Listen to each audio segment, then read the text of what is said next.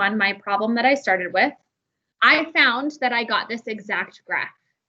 So I said number 1 had the answer of, move all this stuff out of the way, graph K. And then I want to find f of 0 for each of these problems. So I would look at here, find where x is 0, and map up and find the particular point that gives me f of 0. I'm going to pick this point because the open circle means we do not include the point. The closed circle means we do include the point. So this is the true f of 0 value. So for this particular problem, f of 0 was 1.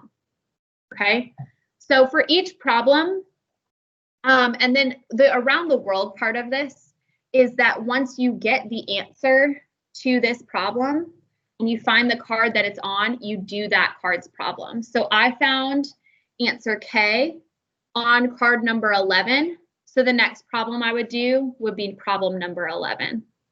Okay. And I took a different strategy for number 11. I made 2 tables, one for, let me move this thing out of the way, one for each of my domains. And then I tried to find the matching graph from there. Okay. And then also found the f of 0 value on that graph. So I found that 11 matched the J graph. Okay, this graph right here.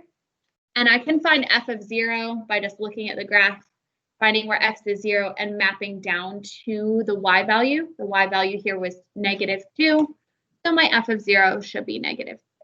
Okay, so you're just doing that for each problem. So J was on number 10.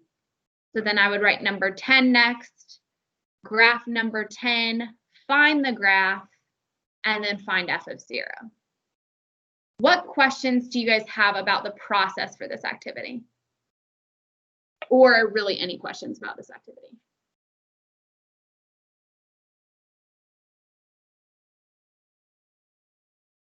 Can we just draw the graph for the work, or do we have to write like tables as well? You can do whatever you want. The work is supposed to help you identify what the graph is. For me, sometimes I like to just sketch it out. If you prefer a table, that's fine. But if you want to sketch it out, that's fine. So really either one. I did also, let me pull up today's activities. I included a Desmos video that shows you how to graph piecewise functions on Desmos. So if you get really frustrated with being able to graph it, you're allowed to use Desmos even on your EOC for like everything. So if I go, I don't know why that's published. Hold on. Canvas is the worst sometimes. So this is October 1st. Okay, so if I go to activity 1, oh, and it's not even on activity 1. It's activity 2, I'm sorry.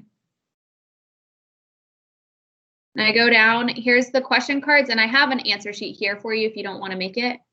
And this is a Desmos like kind of tutorial on how to graph piecewise functions. So if you get really frustrated with trying to show your work, you can graph it on there and just say, I graphed using Desmos for your work. Okay, write the graph, find f of 0, and then move on to the next problem. What other questions do you have?